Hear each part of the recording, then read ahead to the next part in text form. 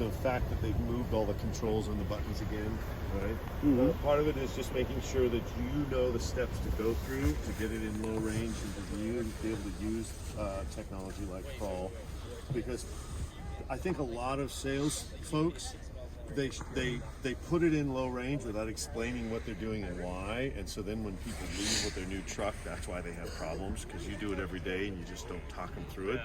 So to get into 4 high, we're right now in 2 high. To go into 4 high with this truck, what do you got to do?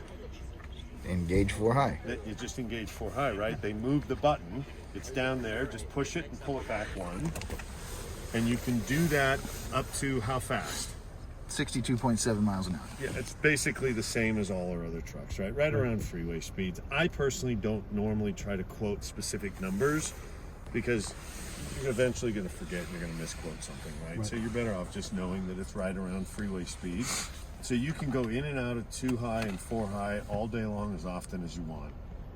The only downside of driving around in 4 high in our trucks is we don't have any clutching system in our transfer case. These are straight cut gears that are locked in, and you could hear when they were going out and turning the circle, you just burn up your tires.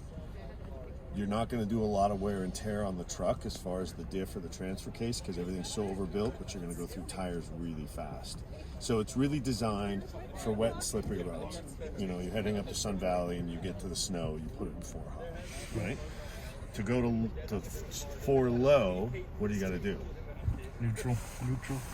So you got to come to a complete stop and you got to be in neutral. A lot of folks I see when they're demonstrating this in the show, or you know, at the store, they leave it in park. Sometimes it'll work and sometimes it won't, but in park, the front half of the transmission is still frozen, and if the gears don't line up perfectly, it'll never go. But if you're in neutral, it should just go into 4 low. There we go. All right? Yep. The next thing is the locker, and we get a lot of people complaining that their new lockers don't engage. So you got to find the locker button on this one because they move it, you know, from the overhead. And on this one, because it was sitting there and there wasn't any load on it, the locker engaged right away. If that light keeps flashing, all you have to do is move the truck, but you can't move it in a straight line. I don't know if you heard me say this. I've seen a lot of people at the store demonstrate it. The light's flashing, it's not engaging on a 4Runner or a Tacoma, and they start backing up. But if you're backing up in a straight line, both rear wheels are moving at the same speed you rate, need them to turn, and the differential doesn't move, and the pin never lines up. If you turn the wheel hard, all you got to do is back up 2 feet, and as soon as those wheels move at a different rate, it'll engage, okay? But now we're all set to go. Go ahead and engage the crawl mode. Where's that?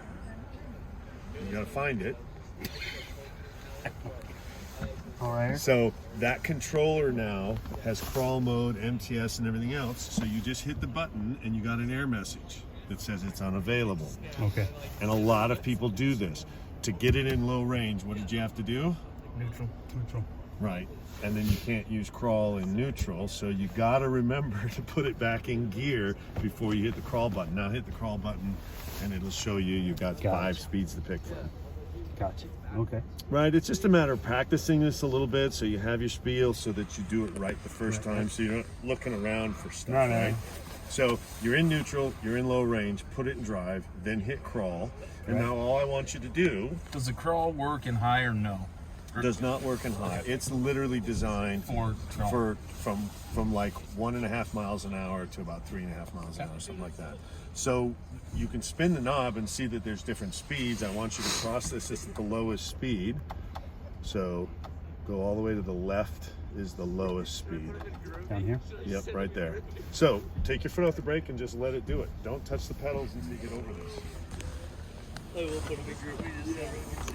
And even when you get over it, I want you to just keep it in crawl. Just let it keep moving. Yikes. So you're completely off the pedals then, huh? No more noise, no more jerking around. It'll slowly take it over. Now take that round knob, just let it keep crawling, spin it to the right. Keep your foot off the pedals, spin it to the right. All the way? Go the fastest. Let's see how fast it'll go and crawl. And then if you want to spin it, slow it down, just start turning it to the left. Wow. That's cool. Pretty amazing. Way smoother than it used to be. Oh, So Do I stop now? Yep, go ahead and stop. Throw it in reverse. So the seat belts are unhappy because we're not in the seat belts. But now what I want you to do is use the camera. I want you to get back to this thing and go over it again. So start backing up, use the camera, spin the knob to the right so that it'll go a little faster, and then just before you get to it, spin it to the left to slow it down.